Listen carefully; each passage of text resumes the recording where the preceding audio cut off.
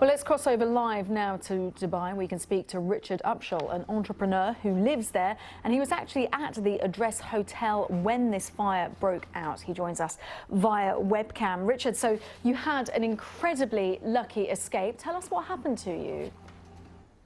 Yes, well, we were on the 6th floor in a restaurant in the Address, which was actually the same side that was engulfed with flames around 10 o'clock local time here. Eating dinner out on the terrace. There were some people in the garden about 3 stories below us who started pointing up above our head, and we could vaguely see some whiffs of smoke and some what looked like reflection of flames or something. And because it's New Year's Eve, we naturally thought maybe it was part of the celebrations, perhaps a precursor to the fireworks that were going to happen directly opposite where we were. When the people 3 stories below us started screaming and running away, and bits of debris started to fall, initially just small pieces, we obviously realised that perhaps things weren't going quite to plan. And then a large piece of debris landed in the garden and basically took out a set of garden furniture in flames. And I grabbed hold of my friend and said, "We're going." And we fairly calmly walked back through the restaurant where the people were dining like there was nothing going on. There were no fire alarms, there were no fire marshals, and we walked through the restaurant, down a staircase, watching a guy trying to set off the fire alarm, which didn't appear to work. And we went all the way through the lobby and out to the front valet parking area of the hotel. Turned to have a look behind us and saw flames licking around the side of the building, at which point we then made our way down the ramp as other people started to come out. I have heard about pandemonium. I would say it was that maybe towards the end of the people coming out, it got a bit more raucous, but it was fairly controlled. But there was a distinct absence of fire marshals or anybody really telling anybody what to do until probably a fair few minutes into whatever was happening. As we came around the side of the hotel, we could blatantly see that the hotel appeared to be on fire, although all the lights were on, there were no sprinklers in action, and it did appear that the fire was going up the outside, up and down the outside of the hotel, fanned by the light breeze that was blowing that night.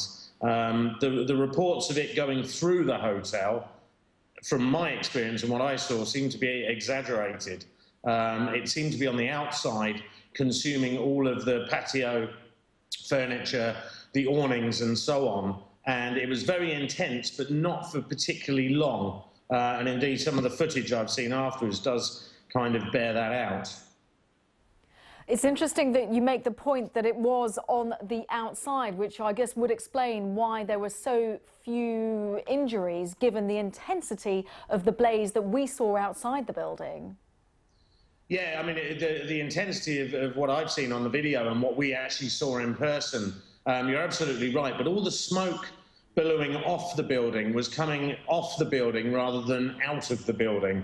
In Dubai, because largely everything's air-conditioned, windows and sliding doors and so forth tend to be shut. And I think this contributed to the fact, although I have no doubt some parts of the interior were affected, the fire did come under control fairly quickly, within an hour or so. Indeed, as we were leaving the downtown area, which we decided to do simply because we didn't know what was going on, and it just wasn't worth the risk in case it was the precursor to some more substantial action by somebody.